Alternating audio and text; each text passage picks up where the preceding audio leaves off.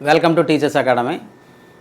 ఈరోజు మీ ముందుకు ఒక వీడియోతో రావడం జరిగింది. ఏంటంటే ఇప్పటిదాకా టీచర్స్ అకాడమీ నుంచి అనేక మందిని, వేలాది మందిని ఉపాధ్యాయ అభ్యర్థులుగా, ఉపాధ్యాయ ఉద్యోగార్థులుగా తీర్చిదిద్దినటువంటి సంస్థ టీచర్స్ అకాడమీ. ఈ టీచర్స్ అకాడమీ ఒక గొప్ప సంకల్పం చేసింది. ఏంటి అంటే, పిల్లలు చాలామంది ఉపాధ్యాయ ఉద్యోగార్థులుగా ఉన్నారు.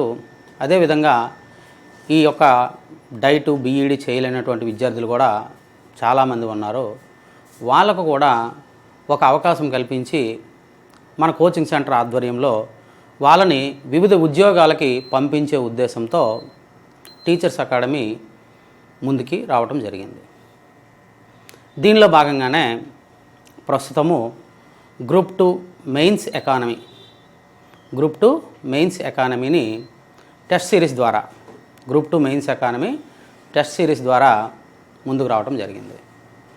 గ్రూప్ 2కి సంబంధించి మనం చూస్తే గ్రూప్ 2లో ప్రిలిమ్స్, మెయిన్స్ ఉంటాయి. ప్రిలిమ్స్లో కానీ మనం చూస్తే, గ్రూప్ 2 ప్రిలిమ్స్లో కానీ మనం చూస్తే ఒక 5 సబ్జెక్టులు ఉంటాయి. మెయిన్స్ వరకు మనం మాట్లాడుకుంటే, మెయిన్స్లో ఏంటంటే 2 పేపర్లు ఉంటాయి. మొదటి పేపర్లో ఏపీ హిస్టరీ, ఇండియన్ పాలిటీ ఉంటుంది. రెండవ పేపర్లో Indian economy, science and technology ఉంటాయి. మెయిన్స్ గురించి నేను ఎందుకు మాట్లాడుతున్నానంటే, ప్రిలిమినరీ అనేది జస్ట్ మన క్వాలిఫైయింగ్ ఎగ్జామ్ కాబట్టి దాని గురించి మీకు సిలబస్ అనాలిసిస్ చేసేటప్పుడు దాని గురించి మాట్లాడడం జరుగుతుంది.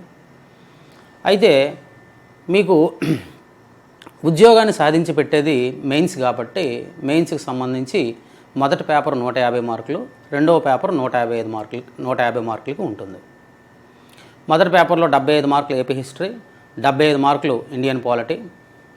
రెండవ పేపర్లో 75 మార్కులు ఇండియన్ ఎకానమీ, 75 మార్కులు మీకు సైన్స్ అండ్ టెక్నాలజీగా ఉంటాయి. మీ ఉద్యోగాల్ని నిర్ణయించేది పేపర్ 2. పేపర్ 1లో ఏపీ హిస్టరీ, ఇండియన్ పాలిటీ అనేది, అంటే ఎందుకు అట్లా చెప్తానంటే, మీరు గ్రూప్ 2 ప్రిపరేషన్కి వచ్చారంటే మీరు ఇంతకుముందు చాలా ఉద్యోగాలకు ప్రిపేర్ అయ్యే ఉంటారు నాకు తెలిసినంతవరకు. అయితే కానిస్టేబుల్ అవ్వచ్చు, లేదా సబ్ ఇన్స్పెక్టర్ అవ్వచ్చు, లేదా డిఎస్సి అవ్వచ్చు. వివిధ ఉద్యోగాలకి మీరు ప్రిపేర్ అయితేనే ముందు ఆ ఉద్యోగాలకు ప్రిపేర్ అయ్యే గ్రూప్ 2కి వస్తారు. లేదు డైరెక్ట్గా కూడా కొంతమంది వస్తారు, అంటే ఎక్కువ మంది అలా వస్తారు. రావడం వల్ల వాళ్ళకి ఏంటంటే హిస్టరీ మీద, పాలిటీ మీద కొంత కమాండ్ ఉంటుంది.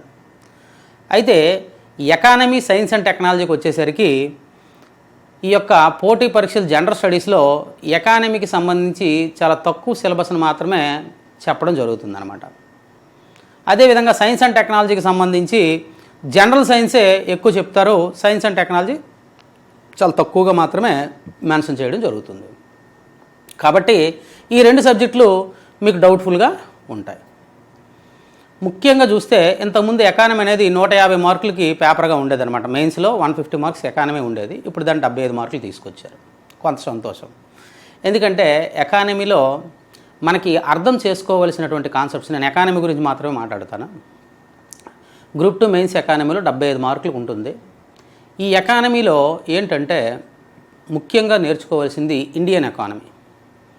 ఎకానమీని 2 భాగాలు చేశాడు. అంటే ఒకటే భాగం 75 మార్కులు, మొత్తం 5 యూనిట్లు ఉంటాయి. ఈ 5 యూనిట్లలో 3 యూనిట్లు ఇండియన్ ఎకానమీ, 2 యూనిట్లు ఏపీ ఎకానమీగా ఉంటుందన్నమాట. ఈ 3 యూనిట్లు ఇండియన్ ఎకానమీకి సంబంధించి 75 మార్కుల్లో ఇంచుమించు 50 నుంచి 55 మార్కులు ఈ 3 యూనిట్ నుంచి వస్తాయి, ఇండియన్ ఎకానమీ నుంచి వస్తాయి. మిగిలిన 20 నుంచి 25 మార్కులు మాత్రమే ఏపీ ఎకానమీ నుంచి రావడం జరుగుతుంది. ఇప్పుడే కాదు, స్ట్రక్చర్ ఇప్పుడు కూడా ఆ విధంగానే ఉంటుంది. ఇండియన్ ఎకానమీ ఎక్కువ పోర్షన్ తీసుకుంటుంది, ఏపీ ఎకానమీ తక్కువ పోర్షన్ తీసుకుంటుంది. ఇండియన్ ఎకానమీకి సంబంధించి టెస్ట్ సిరీస్ చేయడానికి, ఇండియన్ ఎకానమీ, ఏపీ ఎకానమీకి సంబంధించి టీచర్స్ అకాడమీ తరపున టెస్ట్ సిరీస్ చేయడానికి కారణం ఏంటి అంటే, మార్కెట్లో గ్రూప్ 2 ఎకానమీకి సంబంధించి బిట్ బ్యాంకులు ముఖ్యంగా ప్రామాణికమైనటువంటి పుస్తకాలు దొరకడం లేదు. ప్రామాణికమైన పుస్తకాలు దొరకటం లేదు. ఒకటో అరా దొరుకుతున్నాయి, కానీ అందులో అన్నీ కూడా డైరెక్ట్ బిట్లు ఉంటాయి. ఆ డైరెక్ట్ బిట్లో కూడా ప్రింటింగ్ మిస్టేక్స్ అవ్వచ్చు, ఇంకోటి అవ్వచ్చు, ఎక్కువ తప్పులు దొరకడం జరుగుతుంది. కాబట్టి ఒక ప్రామాణికత, బిట్ అనేది ఒక ప్రామాణికంగా ఉండాలి. గ్రూప్ 2 మెయిన్స్లో ఎటువంటి బిట్లు వస్తున్నాయో అటువంటి బిట్లు మీరు ప్రాక్టీస్ చేస్తేనే మీకు రేపు పొద్దున గ్రూప్ 2 మెయిన్స్లో మేలు జరుగుతుంది. గ్రూప్ 2 మెయిన్స్లో మీకు కష్టమైనటువంటి స్టాండర్డ్ అయినటువంటి బిట్లు వచ్చి మీరు చేస్తున్నటువంటి బిట్ బ్యాంకుల్లో అన్నీ కూడా డైరెక్ట్ బిట్లు ఉంటే దానివల్ల మీకు ఎటువంటి ఉపయోగం కూడా ఉండదు. బిట్ ఎలా ఉండాలంటే మీరు ప్రాక్టీస్ చేశారంటే ఖచ్చితంగా ఆ బిట్ ఎట్టి పరిస్థితుల్లో మెయిన్స్లో రాదు, కానీ అటువంటి బిట్లు రావడానికి అవకాశం ఉన్నటువంటి బిట్లు మీరు ప్రాక్టీస్ చేయాలి. ఇప్పుడు మనం చూస్తే బిట్స్లో మనకి స్టేట్మెంట్ బేస్డ్ బిట్స్ ఉంటాయి. నెక్స్ట్ మనం చూస్తే అసర్షన్ రీజనింగ్ బిట్స్ ఉంటాయి. సరికానివి సరి అయినవి అడుగుతుంటాడు. ఈ విధంగా బిట్స్ అనేవి ఫ్రేమ్ అవుతూ ఉంటాయి. ప్రస్తుతం ఉన్నటువంటి సరళలో, ప్రశ్నాపత్రం సరళలో ఎలా ఉన్నాయంటే బిట్లు ఎక్కువగా ఈ టైప్ ఆఫ్ బిట్స్ వస్తున్నాయి. 4 ఆప్షన్స్ ఇచ్చి కనుక్కోండి అనేవి చాలా తక్కువగా వస్తున్నాయి. ఇంతకుముందు పరీక్షల్లో ఎలా ఉండేదంటే ఒక బిట్ ఇస్తే 4 ఆప్షన్లు, ఆ 4 ఆప్షన్లు ఒకటి ఎంచుకోవాలి. కానీ ఇప్పుడు అలా కాదు. ఒక బిట్ ఇచ్చి ఒక 3 స్టేట్మెంట్స్ ఇచ్చి 1 and 2, 2 and 3, 3 and 4, 1, 2, 3 ఇలాగా మల్టిపుల్ ప్రశ్నలు అడగడం జరుగుతుంది. అంటే ఒక ప్రశ్నలో అనేకమైనటువంటి ప్రశ్నలు యాడ్ అయి ఉంటాయి. ఒకటే ప్రశ్నలో 3 ప్రశ్నలకు సంబంధించినటువంటి స్టేట్మెంట్స్ ఉంటాయి అన్నమాట. ఈ విధంగా ప్రశ్నల యొక్క సరళి మారింది, ప్రశ్నల యొక్క కాఠిన్యత పెరిగింది. మీరు అనొచ్చు, సార్ మన గ్రూప్ 2 మెయిన్స్ ఎగ్జామ్లో పేపర్ బాగానే ఉంది కదా సార్ అనొచ్చు. బాగానే ఉంది అంటే దాని అర్థం ఏంటంటే మీకు తెలిసినవి ఒక 10-20 బిట్లుంటే ఆ పేపర్ బాగున్నట్టు కాదు. అర్థమైందా? ఎందుకంటే ఇది పోటీ పరీక్ష, అర్హత పరీక్ష కాదు. అర్హత పరీక్ష అంటే ఏంటి? ప్రిలిమ్స్. దానిలో పేపర్ బాగుంటే ఒక్కొక్క సబ్జెక్ట్ నుంచి ఒక 10-15 బిట్లు చేసుకుంటే మీరు గెటిన్ అయిపోతారు. కానీ మెయిన్స్కి వచ్చేసరికి అలా కుదరదే. ప్రతి బిట్టు ఇంపార్టెంట్, ప్రతి బిట్టు చాలా ఇంపార్టెంట్. అంటే మీరు ఎంత జాగ్రత్తగా ఉండాలి? చాలా పర్ఫెక్ట్గా ఉండాలి. ఆ పర్ఫెక్ట్గా ఉండాలంటే మీకు కావాల్సింది ఏంటంటే, మేము అబ్జర్వ్ చేసింది ఏంటంటే గ్రూప్ 2 మెయిన్స్కి సంబంధించి ఆంధ్రప్రదేశ్లో కానీ తెలంగాణలో కానీ తెలుగు మీడియం చదువుకునే అభ్యర్థులకు ముఖ్యంగా ఈ బిట్ బ్యాంక్ అనేవి సరైనటువంటి స్టాండర్డైజ్ అయినటువంటి బిట్ బ్యాంకు అందుబాటులో లేదు. అంటే గ్రూప్ 2 స్థాయి ప్రశ్నలు రూపొందించేటువంటి బిట్ బ్యాంకులు మనకి మార్కెట్లో ఎక్కడ కూడా అందుబాటులో లేవు. మరి ఈ గ్రూప్ 2 మెయిన్స్ ప్రిపేర్ అవుతున్నటువంటి అభ్యర్థుల కోసం ఈ యొక్క ఎగ్జామ్ సిరీస్ బ్యాచ్ని ప్రారంభించబోతున్నాం టీచర్స్ అకాడమీ తరపున. నా పేరు శ్రీనివాస్. మేము ఒక చక్కటి ప్రణాళికతో ముందుకి వెళ్తున్నాం. ఎందుకు అంటే మీరు మార్కెట్లో మీ దగ్గర బుక్స్ దొరుకుతున్నాయి, మీకు మంచి బుక్స్ దొరుకుతున్నాయి మార్కెట్లో, వాటిని బాగా చదువుతున్నారు. కానీ బుక్స్ ఇంత బుక్స్ ఉంటాయి, ఇంత బుక్స్ ఉంటాయి. 75 మార్కులకి మనం చదువుకోవాలి. మీరు ఒక బుక్ చదువుతారా? ఒక బుక్ని నమ్మరు. ఎందుకంటే పరీక్షలో ఈ బుక్లో నుంచి ఒక బిట్ వస్తే ఆ బుక్లో నుంచి ఒక బిట్టు, ఆ బుక్లో నుంచి ఒక బిట్టు వస్తుంది. ఎందుకంటే గ్రూప్ 2 అనేది వ్యాస్ట్ సిలబస్ అనమాట. కాబట్టి మీరు ఏం చేస్తారు? సగం ఈ బుక్లో, సగం ఈ బుక్లో, సగం ఈ బుక్లో చదువుతారు. చదివి అవి గుర్తుపెట్టుకోవడం చాలా కష్టమైనటువంటి విషయం. అది గుర్తుపెట్టుకోవడం చాలా కష్టమైనటువంటి విషయం.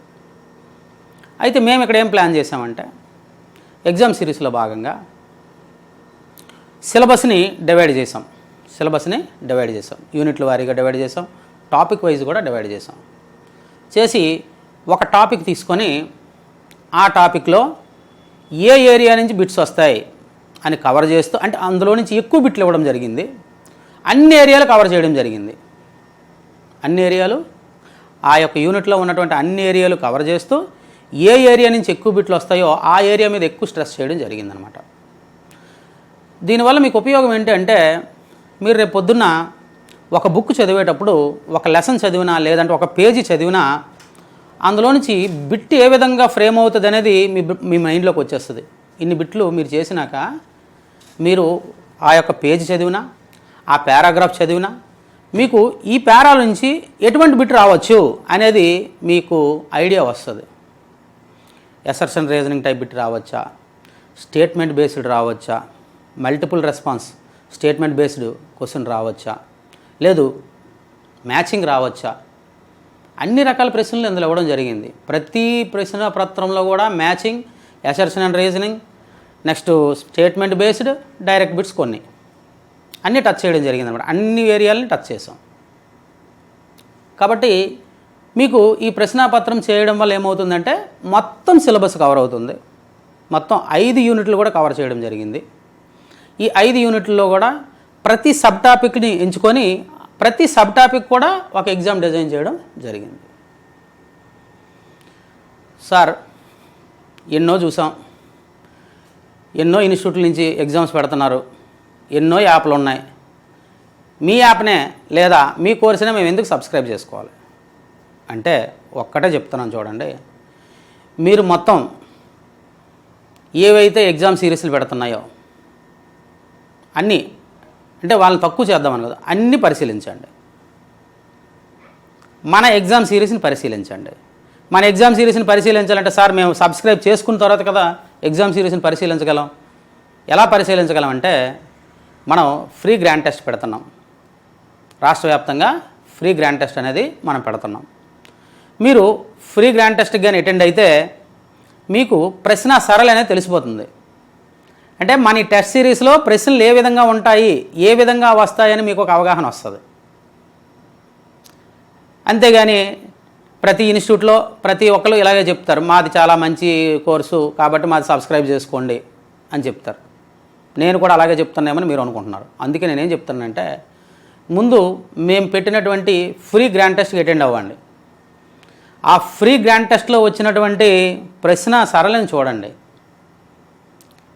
ఇండియన్ ఎకానమీ నుంచి ఎటువంటి ప్రశ్నలు వచ్చాయి, ఏపీ ఎకానమీ నుంచి ఎటువంటి ప్రశ్నలు వచ్చాయి అనేది మీరు ఒకసారి గమనిస్తే ఆ ప్రశ్న సరళిని కానీ ఆ ప్రశ్న యొక్క ప్రామాణికతను కానీ మీరు చూస్తే మీకు ఒక అవగాహన వస్తుంది. చాలా శ్రమించి ఈ యొక్క టెస్ట్ సిరీస్ని తయారు చేయడం జరిగింది.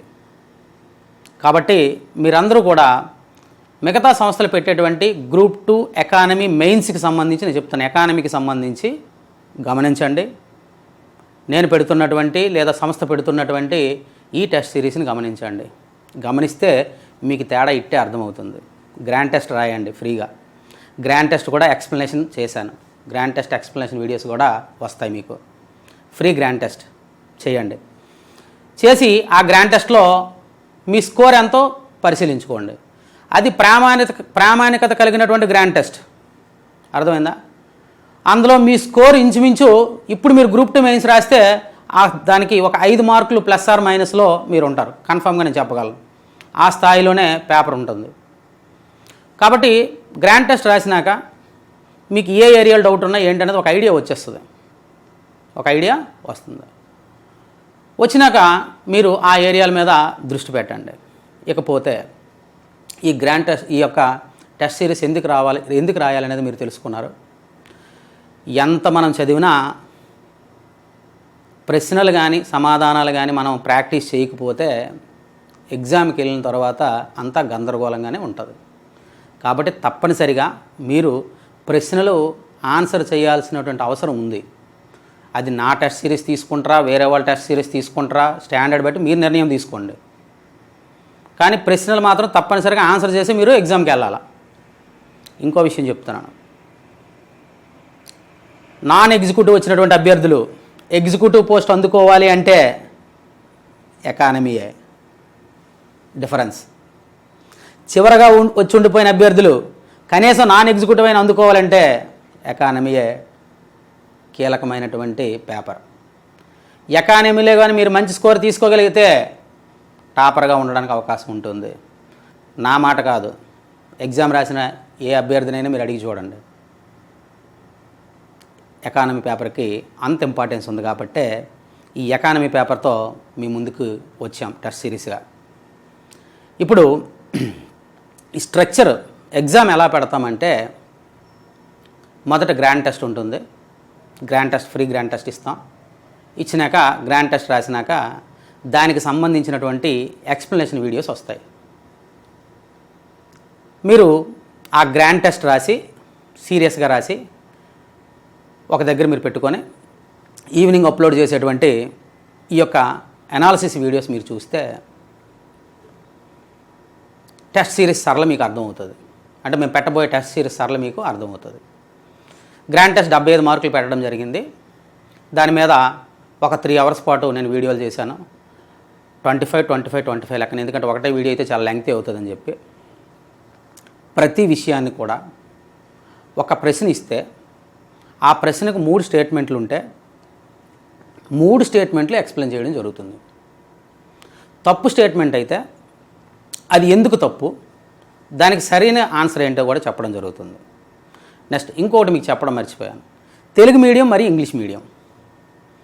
మనకి గ్రూప్ 2 తెలుగు మీడియంలో ఎక్కువగా మీకు లభ్యత ఉంటుంది, కానీ ఇంగ్లీష్ మీడియంలో మీకు కొంచెం కష్టం. అంటే గ్రూప్ 2 ఎకానమీకి సంబంధించి మీకు కోచింగ్ కానీ లేదంటే ఇటువంటి కానీ ఇంగ్లీష్ మీడియంలో మీకు తక్కువ లభిస్తున్నాయి. మేము టెస్ట్ సిరీస్ని తెలుగు మీడియం మరియు ఇంగ్లీష్ మీడియంలో, ప్రతి బిట్ కూడా తెలుగు మీడియం ఇంగ్లీష్ మీడియంలో ఉంటుంది. ఎక్స్ప్లెనేషన్ కూడా తెలుగు మీడియం ఇంగ్లీష్ మీడియంలో ఎక్స్ప్లెయిన్ చేయడం జరిగింది. క్లియర్? ప్రతి బిట్ కూడా ఎక్స్ప్లెనేషన్, ప్రతిరోజు కూడా ఎగ్జామ్ జరుగుతుంది. ఆ ఎగ్జామ్ జరిగిన వెంటనే ఆ ఎగ్జామ్ సంబంధించినటువంటి ఎక్స్ప్లెనేషన్ వీడియో మీకు అందుబాటులోకి వస్తుంది. మీరు ఎగ్జామ్ రాసిన తర్వాత ఎక్స్ప్లెనేషన్ వీడియో చూస్తే మీరు ఎక్కడ తప్పు రాశారు, ఎందుకు తప్పు రాశారు, ఏంటనేది మీరు తెలుసుకోవచ్చు. నెక్స్ట్ మీకు అందులో ఒక బిట్ డౌట్ వచ్చింది, ఇది సార్ చెప్పినట్టు లేదేమో అనుకున్నారు, ఇది కాదేమో అనుకున్నారు. మీకు వాట్సాప్ నెంబర్ ఇవ్వడం జరుగుతుంది. ఆ నెంబర్కి మీరు ఆ ప్రశ్న స్క్రీన్ షాట్ తీసి కానీ లేదంటే ఆ ప్రశ్న నెంబర్ టైప్ చేసి కానీ ఇలా డౌట్ ఉందని చెప్పి పెడితే నేను ఇమీడియట్గా మీకు స్పందించి మీ డౌట్ని క్లారిఫై చేస్తాను. ఒక విషయం చెప్తున్నాను, మీరు ప్రశ్నలు చాట్ జీపీటీలోనో AI 2లో వాడి కానీ కొడితే కొన్ని ప్రశ్నలు మనం ఇచ్చిన కీకి దానికి డిఫరెన్స్ ఉంటాయి. ఎందుకంటే AI అనేది అంత సమర్థవంతంగా ఉండదన్నమాట. లేటెస్ట్ స్టాటిస్టిక్స్ ఏవని ఇస్తే అవి AI అందుకోలేదు. కాబట్టి 1-2 సార్లు మీరు పరిశీలించి ఏదైనా బుక్లో మీరు చూసి ఇలా కాదు ఇలా ఉందంటే నేను తప్పనిసరిగా మీకు ఆన్సర్ చేస్తాను. ఈ విధంగా ఒక ప్రామాణికతతో, ఒక సైంటిఫిక్గా ప్రతిరోజు పరీక్ష, ఎక్స్ప్లెనేషన్ వీడియో. ఆ ఎక్స్ప్లెనేషన్ వీడియో ఆలకించగానే, ఆ పరీక్ష రాసి ఆ ఎక్స్ప్లెనేషన్ వీడియో ఆలకించగానే ఆ టాపిక్ మీద మీకు పూర్తి పట్టు వస్తుంది. లేదు ఒక కాన్సెప్ట్ ఉండిపోయింది, మీరు ఇమీడియట్గా ఆ వాట్సాప్ నెంబర్కి సార్ నాకు ఈ కాన్సెప్ట్ అర్థం కావట్లేదు అని పెడితే ఆ కాన్సెప్ట్ సంబంధించి మీకు సమాచారం ఇవ్వడానికి నేను ప్రయత్నిస్తాను. ఇప్పుడు అసలు స్ట్రక్చర్ ఆఫ్ ఎగ్జామినేషన్ ఎట్లా ఉంటుందో మనం ఒకసారి పరిశీలిద్దాం. నేను మరొకసారి చెప్తున్నాను, మీ అందరికీ చాలా ఉపయోగపడే టెస్ట్ సిరీస్ కాబట్టి అందరూ కూడా దీనిలో గ్రూప్ 2కి ఎవరైతే సిన్సియర్గా సీరియస్గా ప్రిపేర్ అవుతున్నారో అందరూ కూడా దీనిలో ఎన్రోల్ అవ్వండి. ఇంకోటి, సార్ ప్రిలిమ్సే రాలేదు కదా సార్, అప్పుడే మెయిన్స్ ఏంటి సార్, ప్రిలిమ్స్కి మేము ప్రిపేర్ అవ్వలేదు అప్పుడే మెయిన్స్ ఏంటి సార్ అంటే, ఇప్పుడు మెయిన్స్ ప్రిపేర్ అయితేనే మీకు పోస్ట్ వస్తుంది. ఇప్పుడు నోటిఫికేషన్ వచ్చినంత వరకు కూడా, నోటిఫికేషన్ రావడానికి ఒక 4 రోజుల ముందు వరకు, సెప్టెంబర్లో నోటిఫికేషన్ వస్తుంది కదా, ఆగస్టు వరకు కూడా మీరు మెయిన్స్ సబ్జెక్టులే చదవాలి. ఆ తర్వాత మెయిన్స్ చదువుదాం అనుకుంటే, ప్రిలిమ్స్ అయ్యాక మెయిన్స్ చదువుదాం అనుకుంటే మీరు ఇంక చదవడం వేస్ట్, ఆపేయచ్చు. గ్రూప్ 2 మెయిన్స్ నేను చెప్తున్నాను అనుభవంతో, ఈ రోజుతో మీరు గ్రూప్ 2 ప్రిపరేషన్ ఆపేయండి, ఖచ్చితంగా చెప్పగలను. ఈ రోజుతో మీరు గ్రూప్ 2 ప్రిపరేషన్ ఆపేసి మీరు ఇంకేదైనా చదువుకోండి. నోటిఫికేషన్ వచ్చినాక మెయిన్స్ చదువుతానంటే ఎట్టి పరిస్థితులు మీకు పోస్ట్ రాదు. మీరు ఇప్పటి నుంచి ప్రారంభించి ఆగస్ట్ వచ్చేసరికి మెయిన్స్ 4 సబ్జెక్టులు కూడా కంప్లీట్ చేసి రెడీగా ఉండాలి. ఆగస్ట్, సెప్టెంబర్, అక్టోబర్ ఇంచుమించు ఒక 2 మంత్స్ మనకి ప్రిలిమ్స్ టైం ఇస్తాడు కాబట్టి ఆ 3 మంత్స్ కూడా ప్రిలిమ్స్ కేటాయించాలి. ఆఫ్టర్ ప్రిలిమ్స్ అయిపోగానే రిజల్ట్ కోసం కూడా చూడకుండా ఈ మెయిన్ సబ్జెక్టులు బాగా రివిజన్ చేసుకోవాలి. అలాగైతేనే మీరు గ్రూప్ 2 ప్రిపరేషన్ స్టార్ట్ చేయండి, లేకపోతే గ్రూప్ 2 జోలికి పోకండి. అర్థమైందా? అంతేగాని సార్ ప్రిలిమ్స్ అవ్వలేదు ఇప్పుడు గ్రూప్ 2 మెయిన్స్ టెస్ట్ సిరీస్ అంటారు సార్, ఇంకా చాలా టైం ఉంది మాకు. చాలా టైం ఉందంటే టైం వెళ్ళిపోతూనే ఉంటుంది, మనం ప్రిపేర్ అవుతూనే ఉంటాం, మన జీవితాంతం ప్రిపేర్ అవ్వడమే కనిపిస్తుంది. కాబట్టి మిత్రులారా, మీరందరూ కూడా ప్రిపరేషన్ ఇమీడియట్గా స్టార్ట్ చేయండి. కష్టమైనటువంటి ఎకానమీ, సైన్స్ అండ్ టెక్నాలజీకి ఎక్కువ సమయం కేటాయించండి. ఏపీ హిస్టరీ, పాలిటీకి కొంచెం తక్కువ సమయమైనా పర్లేదు, దానికి కూడా సమయం తప్పనిసరిగా కేటాయించాలి. ఇప్పుడు మనం గ్రూప్ 2 ఎకానమీకి సంబంధించి మన టెస్ట్ సిరీస్ ఏ విధంగా ఉంటుంది ఏంటనేది ఒకసారి చూద్దాం. మీకు ముందుగానే షెడ్యూల్ ఇవ్వడం జరుగుతుంది. ఏ రోజు ఏ టాపిక్, ఏ రోజు ఏ టాపిక్ అనేది ఇచ్చి ఆ రోజు ఆ పరీక్ష యాప్లో అప్లోడ్ అవ్వడం జరుగుతుంది. మీరు ఎగ్జామ్ రాస్తారు. ఎగ్జామ్ రాసినాక ఒక టైం పెట్టుకొని ఆ టైంలో ఎక్స్ప్లెనేషన్ వీడియో మీకు వస్తుంది. వచ్చేటప్పుడు మీరు ఎగ్జామ్ సిన్సియర్గా రాసుకొని ఒక దగ్గర మీరు పెట్టినటువంటి ఆప్షన్లు రాసుకుంటే ఈవినింగ్ వీడియో వచ్చేటప్పుడు రెండు టాలీ చేసుకుంటారు. ఎక్కడ ప్రాబ్లం వచ్చిందో ముందు గమనిస్తారు. గమనించి ఆ యొక్క ఏరియాని, ఎక్కడైతే మీకు ఎక్కువ తప్పులు చేస్తారో ఆ ఏరియాని మరలా చదువుకోవడానికి మీకు ఉపయోగపడుతుంది. ఇప్పుడు మనం ఒకసారి group 2 economy topic wise exam సంబంధించి ఫస్ట్ ఒక గ్రాండ్ టెస్ట్ పెడతాం. ఒక గ్రాండ్ టెస్ట్ పెట్టడం జరుగుతుంది. ఈ గ్రాండ్ టెస్ట్ 75 మార్క్స్కి ఎలాగైతే గ్రూప్ 2 మెయిన్స్లో ఉంటుందో అలాగే డిజైన్ చేయడం జరిగింది. ఈ 75 మార్క్స్ పెట్టినటువంటి గ్రాండ్ టెస్ట్ కూడా ఎక్స్ప్లెనేషన్ వీడియోస్ అప్లోడ్ చేయడం జరుగుతుంది. దీనికి మీకు వచ్చిన ఉపయోగం ఏంటంటే, అసలు ఈ టెస్ట్ సిరీస్ ఏ విధంగా ఉంటుంది, ప్రశ్న యొక్క ప్రామాణికత ఎలా ఉంది, మనకి ఈ టెస్ట్ సిరీస్ ఉపయోగపడుతుందా, ఉపయోగపడదా, ఇవి మనకు వచ్చిన బిట్లా, మనకు రాని బిట్లా, మనకు తెలిసిన కాన్సెప్టే చెప్తున్నారా సారు, తెలియని కాన్సెప్ట్స్ కూడా చెప్తున్నారా, టెస్ట్ సిరీస్ ఎలా ఉంటుంది అనేది మీకు ఒక అవగాహన వస్తుంది. ఫ్రీ ఎగ్జామే కాబట్టి అందరూ కూడా ఈ ఎగ్జామ్ రాయడానికి ప్రయత్నించండి. అదేవిధంగా ఎక్స్ప్లెనేషన్ వీడియో కూడా ఆలకించండి. నెక్స్ట్ టాపిక్ వైజ్ టెస్టులు 330 ఉంటాయి. టాపిక్ వైజ్ టెస్టులు ఎన్ని? 30. ప్రతి టెస్ట్కి కూడా 20 బిట్స్ ఉంటాయి. అంటే ఎన్ని బిట్స్? 600 బిట్స్. అంతేనా సార్ అంటే, ఈ 600 బిట్స్ ప్రతి బిట్లో కూడా 3 బిట్లు వరకు ఇన్వాల్వ్ అయి ఉంటాయి. అంటే ఎంత? 1800. అంటే మీరు ఈ టెస్ట్ సిరీస్ రాయడం ద్వారా 1500 నుంచి 2000 మధ్యలో బిట్లు చేసినట్టు. ఎన్ని బిట్లు ఉన్నటువంటి బిట్ బ్యాంక్ మీకు ఎక్కడైనా దొరుకుతుందా? దొరికితే దొరకచ్చు కాక, కానీ ఇంత స్టాండర్డ్ మెయింటైన్ చేసి ఇంత స్టాండర్డైజ్ చేసినటువంటి బిట్ బ్యాంక్ మీకు ఎక్కడ కూడా దొరకదు. కన్ఫామ్గా నేను చెప్పగలను. ఎందుకంటే మీరు గ్రాండ్ టెస్ట్ చేస్తే మీకు తెలుస్తుంది. ఇప్పుడు మనం చూస్తే టెస్ట్ సిరీస్కి సంబంధించి మనం చూస్తే మొత్తం మనకి సిలబస్లో 5 యూనిట్లు మెన్షన్ చేయడం జరిగింది. యూనిట్ 1కి సంబంధించి మనకి నేషనల్ ఇన్కమ్కి సంబంధించి ఒక టెస్ట్ ఉంటుంది. ఇదంతా కలిపి నేషనల్ ఇన్కమ్, జాతీయ ఆదాయం. National concept and measurement of national income, occupational pattern and sectorial distribution of income in India. అంటే జాతీయ ఆదాయానికి సంబంధించి ఒక టెస్ట్ ఉంటుంది. అందులో 20 ప్రశ్నలు ఉంటాయి. Next one economic growth and development. Economic growth and development. Economic growth and development గురించి మనం కొన్ని విషయాలు మాట్లాడుకోవాలి. మనకి మార్కెట్లో దొరుకుతున్నటువంటి పుస్తకాల్లో economic growth and economic development అంటే ఆర్థిక వృద్ధి, ఆర్థిక అభివృద్ధి అని చెప్తూ ఆర్థిక అభివృద్ధి చెందుతున్న దేశాల లక్షణాలు, అల్పాభివృద్ధి దేశాల లక్షణాలు, అదేవిధంగా ఆర్థిక వృద్ధి సిద్ధాంతాలు ఇవన్నీ ఇవ్వడం జరుగుతుంది. థియరీ పార్ట్ కరెక్టే. కానీ గ్రోత్ అండ్ డెవలప్మెంట్కి వచ్చేసరికి ఎగ్జామ్ ప్యాటర్న్లో ఎటువంటి బిట్లు వస్తున్నాయి అంటే, వీటి మీద చాలా తక్కువ బిట్లు ఇస్తూ వాడు ఎక్కువ వేట్ల మీద కాన్సన్ట్రేషన్ చేస్తున్నాడంటే ఇండెక్స్ల మీద కాన్సన్ట్రేషన్ చేస్తున్నాడు. అర్థమైందా? Human development index, multi dimensional poverty index, national multi dimensional poverty index, world multi dimensional poverty index, ఇటువంటి ఇండెక్స్ల మీద వాడు ఎక్కువ కాన్సన్ట్రేషన్ చేస్తున్నాడు. కాబట్టి గ్రోత్ అండ్ డెవలప్మెంట్ అంటే మన సాంప్రదాయకంగా పుస్తకాల్లో చదువుకునేటువంటి ఈ సిద్ధాంతాలు, ఈ అల్ప అభివృద్ధి లక్షణాలు లేదా అభివృద్ధి చెందుతున్న దేశాల లక్షణాలు, వీటితో పాటు మనం ఎక్కువ కాన్సన్ట్రేషన్ చేయాల్సింది ఈ ఇండెక్స్ల మీద. కాబట్టి టెస్ట్ సిరీస్ చేయడం ద్వారా మీకు ఏం అవగాహన వస్తుందంటే, అసలు ఆ టాపిక్ నుంచి ఏ బిట్లు రాబోతున్నాయి పరీక్షలో అనేది ఒక అవగాహన వస్తుంది. అది తెలియకపోతే మనం ఏం చేస్తాం? ఈ సిద్ధాంతాలు, ఈ లక్షణాలు ఇవే చదువుకొని ఉంటాం. చదవాలి, కానీ దేనికి ఎక్కువ ఇంపార్టెన్స్ ఇవ్వాలనేది మనకి ఈ టెస్ట్ సిరీస్ చేయడం ద్వారా మీకు తెలుస్తుంది. Next, strategy of planning in India, planning మీద ఒక test. Next, new economic reforms, decentralisation of economic resources, నీతి ఆయోగ్, దీని మీద ఒక టెస్ట్ పెట్టడం జరుగుతుంది.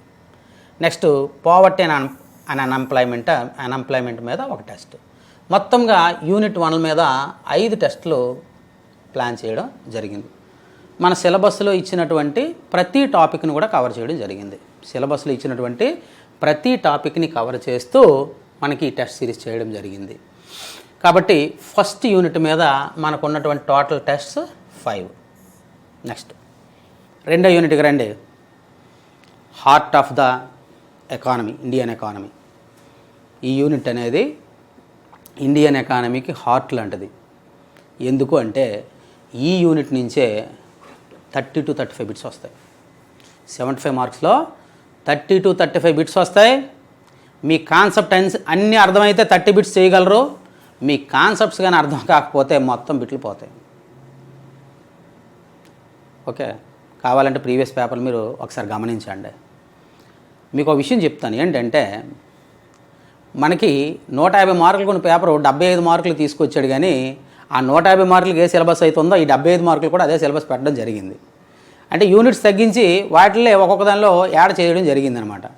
అంటే ఇండియన్ ఎకానమీకి సంబంధించి ఇంతకుముందు 150 మార్కులకి ఏదైతే సిలబస్ ఉందో అదే సిలబస్ ఇప్పుడు కూడా ఉంది, యూనిట్స్ తగ్గించాడు అంతే.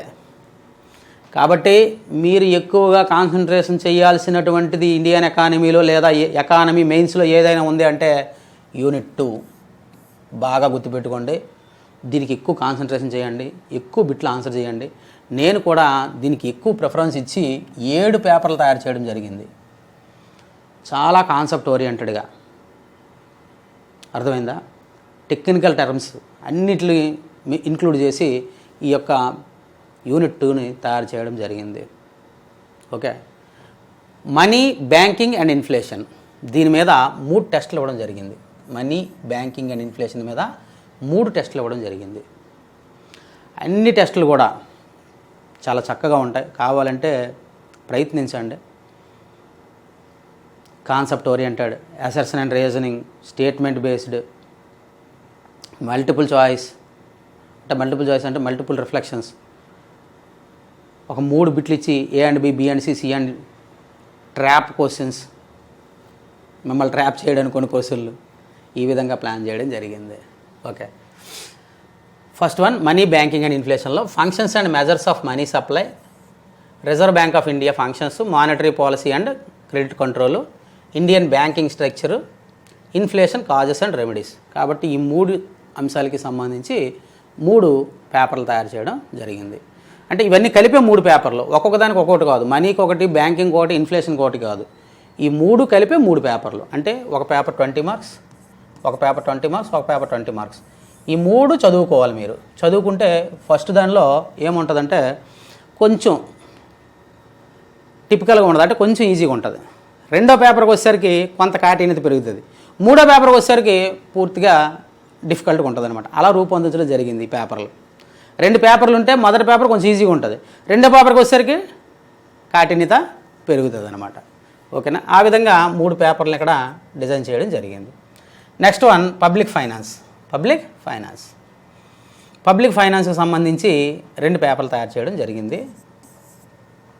India's fiscal policy, fiscal imbalance, deficit financing and fiscal responsibility, Indian tax structure, జిఎస్టీకి సంబంధించి రీసెంట్ బిట్స్ గట్రా అన్నీ తయారు చేయడం జరిగింది. అన్నీ అప్డేట్ చేశానండి.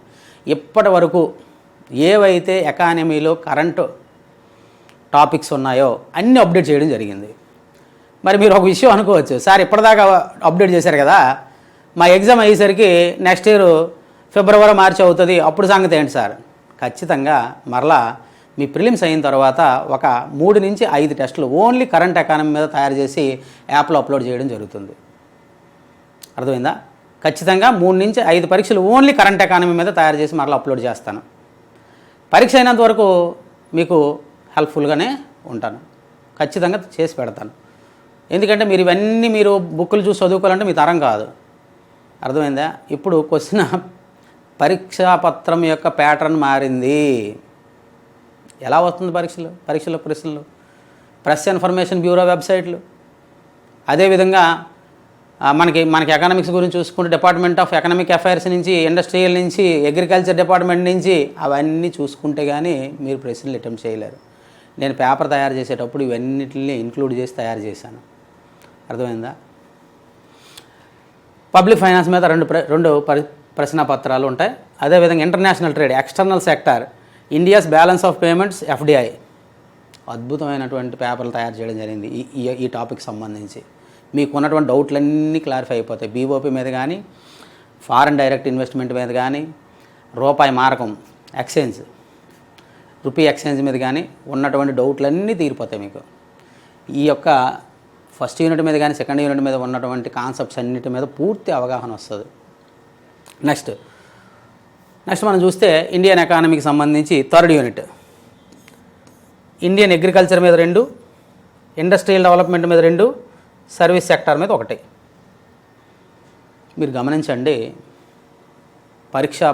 ప్రశ్నాపత్రం యొక్క క్వశ్చన్ పేపర్ యొక్క ట్రెండ్ ఎలా ఉందంటే, అగ్రికల్చర్కి సంబంధించి మండీలు ఉండేవి, సంతలు ఉండేవి, మార్కెట్ కమిటీలు ఇన్ని, సంతలు ఇన్ని, ఈ ప్రశ్నలు ఇప్పుడు రావండి.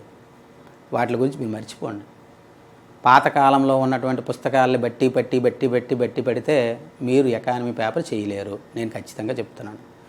మీరు తప్పనిసరిగా కరెంట్ ఎకానమీ మీద దృష్టి పెట్టాలి. కరెంట్ ఎకనామిక్ ఇష్యూస్ మీద. అగ్రికల్చర్కి సంబంధించి ఎటువంటి ప్రశ్నలు అడుగుతాడంటే, అగ్రికల్చర్కి సంబంధించినటువంటి పథకాల మీద ప్రశ్నలు అడుగుతాడు. అర్థమైందండి? పథకాల మీద అడుగుతాడు. అదేవిధంగా మద్దతు ధరల మీద అడుగుతాడు. ఇటువంటి కరెంటుకి లింక్ అయి ఉన్నటువంటివి మనం చదువుకుంటూ ఉండాలన్నమాట. అంతేగాని పాత చింతకాయ పచ్చడిలాగా ఆ మార్కెట్ కమిటీలు ఎన్ని, అర్థమైందా, సంతలు ఎన్ని, మండీలు ఎన్ని, ఉత్తరప్రదేశ్లో బజార్ అని దేన్ని అంటారు, ఇటువంటి ప్రశ్నలు రావండి.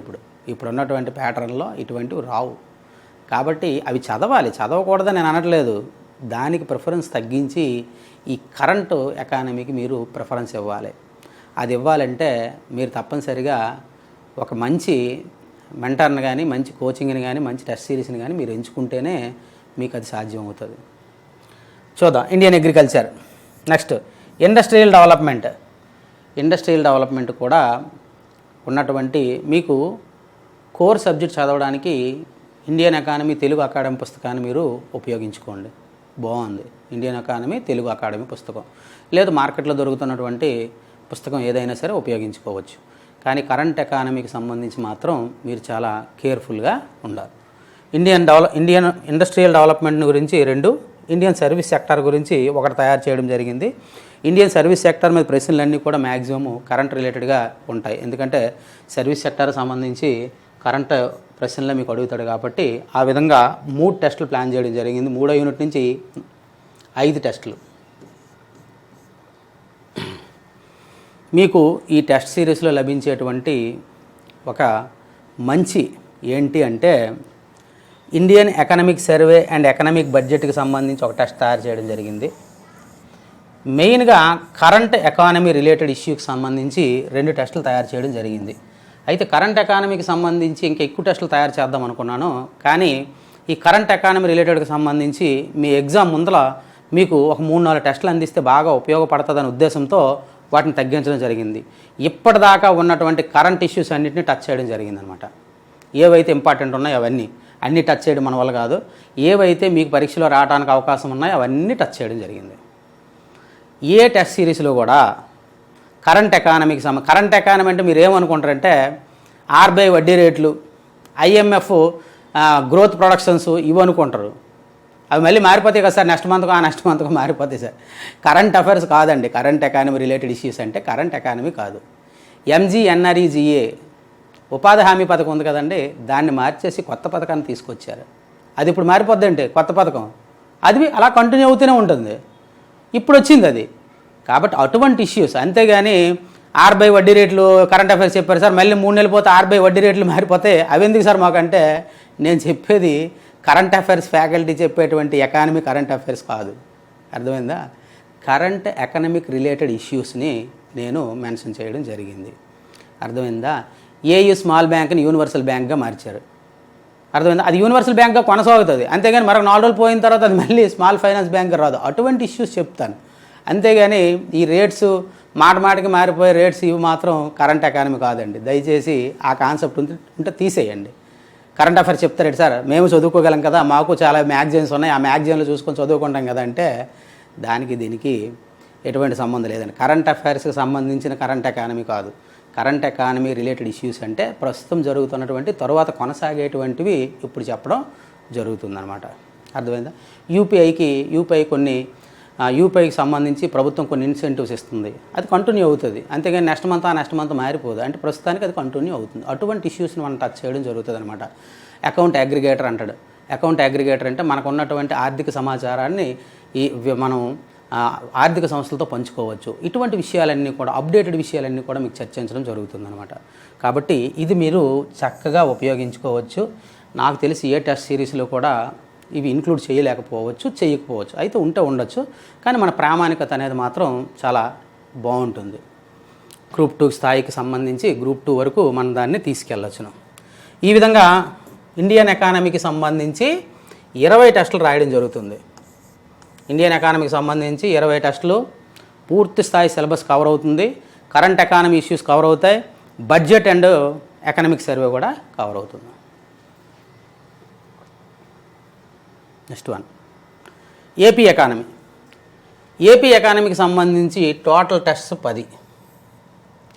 మొట్టమొదటి యూనిట్ ఏంటి? GSDP and public finance, centrally assisted projects. అంటే మనకి ఒకటి జీడిపికి సంబంధించి, ఒకటి పబ్లిక్ ఫైనాన్స్ సంబంధించి, ఒకటి సెంట్రల్లీ అసిస్టెడ్ ప్రాజెక్ట్స్ ప్లస్ బడ్జెట్కి సంబంధించి ఒకటి, మొత్తం 3 టెస్టులు. ఎకనామిక్ సర్వే మరి ఎవరు అడిగారంటే మొత్తం అంతా ఎకనామిక్ సర్వే ఇస్తాను. అంటే కోర్ కాన్సెప్ట్స్ టచ్ చేస్తూ ఎక్కువ ఎకనామిక్ సర్వే నుంచి ఇవ్వడమే జరుగుతుంది. మనకి ఎకనామిక్ సర్వే అనేది 1 సంవత్సరం వెనుకబడి ఉందన్నమాట ఆంధ్రప్రదేశ్ ప్రభుత్వం. అర్థమైందా? కాబట్టి రీసెంట్గా ఏదైతే ఎకనామిక్ సర్వే ఉందో ఆ ఎకనామిక్ సర్వే నుంచే బిట్లు వస్తాయి. అంతేగాని మేము 23-24 అక్కడ పుస్తకాలు ఉన్నాయండి 23-24 చదువుతాం, లేకపోతే 22-23 చదువుతాం అంటే అవ్వదు. రీసెంట్గా ఆంధ్రప్రదేశ్ ప్రభుత్వ వెబ్సైట్లో ఏదైతే ఎకనామిక్ సర్వే అందుబాటులో ఉందో ఆ ఎకనామిక్ సర్వే నుంచి మాత్రమే బిట్లు ఇవ్వడం అనేది జరుగుతుంది. క్లియర్? అది దీని నుంచి 3 ప్రశ్నలు. ఏపీ అగ్రికల్చర్ నుంచి 2 టెస్టులు, 3 టెస్టులు ఏపీ ఇండస్ట్రియల్ సెక్టర్ నుంచి 2 టెస్టులు, service sector and poverty and unemployment నుంచి 1 టెస్టు, మొత్తం 5 టెస్టులు. నెక్స్ట్ ఇంపార్టెంట్ చూడండి, ఇక్కడ కూడా మిమ్మల్ని నేను వదలలేదు. ఆంధ్రప్రదేశ్కి సంబంధించి Swarnandhra vision, progress monitoring, KPI and SDGs అంటే ఇది కూడా మనకి ఎకనామిక్ సర్వేలో మెన్షన్ చేయడం జరిగిందనమాట. ఇది ఒక చాప్టర్గా పెట్టడం జరిగింది. దీని మీద ఒక టెస్టు, అదేవిధంగా కరెంట్ ఎకానమీ రిలేటెడ్ ఇష్యూస్ మీద కూడా ఒక టెస్ట్ పెట్టడం జరుగుతుంది ఎకానమీకి సంబంధించి, అంటే ఏపీకి సంబంధించి కూడా. కాబట్టి ఇవి 2 టెస్టులు. టోటల్గా 5, 3, 8 + 2 10 టెస్టులు ఏపీ ఎకానమీ మీద పెట్టడం జరుగుతుంది. సార్ ఇండియన్ ఎకానమీ మీద 30 టెస్టులు, ఏపీ ఎకానమీ మీద 20 టెస్టులు ఏంటంటే వెయిటేజ్ పెట్టే మనం టెస్టులు కూడా రాయాల్సి ఉంటుంది. ఏపీ ఎకానమీకి రాయడానికి చాలా సులువుగా ఉంటాయి, ఎందుకంటే అన్ని స్టాటిస్టిక్స్ డైరెక్ట్ బిట్లు వస్తాయి కాబట్టి. కానీ మనం రాయాల్సింది ఏంటి అంటే తప్పనిసరిగా ఏదైతే మనకి స్టాండర్డ్గా ఉంటుందో, దేని నుంచి అయితే ఎక్కువ బిట్లు వస్తాయి దాని మీద ఎక్కువ టెస్టులు రాయాలి, దేని నుంచి అయితే కొంచెం తక్కువ వస్తాయి దాని మీద కొన్ని తక్కువ టెస్టులు రాయాలి. ఈ విధంగా పూర్తి స్థాయిలో చాలా బాగా ఈ యొక్క టెస్ట్ సిరీస్ని రూపొందించడం జరిగింది. టీచర్స్ అకాడమీ సంస్థ తరపున మీకు అందిస్తున్నటువంటి ఒక మంచి అవకాశం ఇది. నేను కూడా టెస్ట్ సిరీస్లో ఎక్స్ప్లెనేషన్ విషయంలో చాలా జాగ్రత్తలు తీసుకొని చేయడం జరిగింది. ప్రతి టెస్టు రాసి దాని మీద ఎక్స్ప్లెనేషన్ ఆలకించిన తర్వాత నాకు తెలిసి ఆ టాపిక్ మీద మీకు పూర్తి పట్టు వస్తుంది. ఇంకా మీకు ఏమైనా సరే ఆ టాపిక్ మీద డౌట్లు ఉంటే వాట్సాప్ నెంబర్ ఇస్తారు మీకు. ఆ వాట్సాప్ నెంబర్కి కానీ మీరు వాట్సాప్ చేస్తే నేను తప్పనిసరిగా దాని మీద స్పందిస్తాను. చివరిగా ఒక మాట చెప్తున్నాను, మీకు ఖచ్చితంగా కూడా మెయిన్స్ ముందర ఒక 3 నుంచి 5 టెస్టులు ఓన్లీ కరెంట్ ఎకానమీ ఇష్యూస్ మీద మరలా యాప్లో అప్లోడ్ చేస్తానని మాట ఇస్తూ, మీరందరూ కూడా ఈ చక్కటి అవకాశాన్ని ఉపయోగించుకొని గ్రూప్ 2 మెయిన్స్లో ఎకానమీలో నా స్టూడెంట్స్గా లేదా నా మిత్రులుగా ఎక్కువ మార్కులు సంపాదించి రాష్ట్రంలోనే టాపర్స్గా నిలబడతారని ఈ టెస్ట్ సిరీస్ చేయడం ద్వారా నాకు బలంగా నమ్మకం ఉంది. కాబట్టి దయచేసి అందరూ ఈ టెస్ట్ సిరీస్ని రాసి మంచి మార్కులు సాధిస్తారని చెప్పి కోరుకుంటున్నాను. Thank you.